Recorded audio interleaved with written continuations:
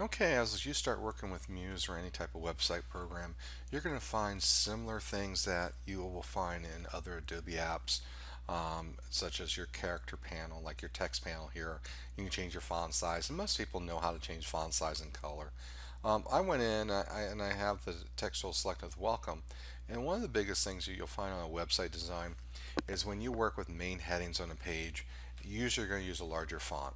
And the larger font, you notice this one is 65 points for that.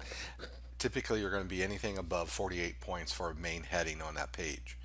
And so 65 is a pretty good size. Now the problem is when you get to that larger size, then you get into issues with tracking and kerning, spacing between the characters.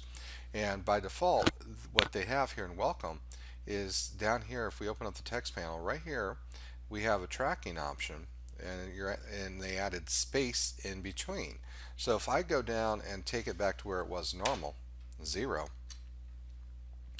notice the text gets closer together. Well, it makes it a little bit harder to read. And so a lot of times with larger heading text, you're going to increase that space a little bit to help make it easier to read, and easier on the eyes.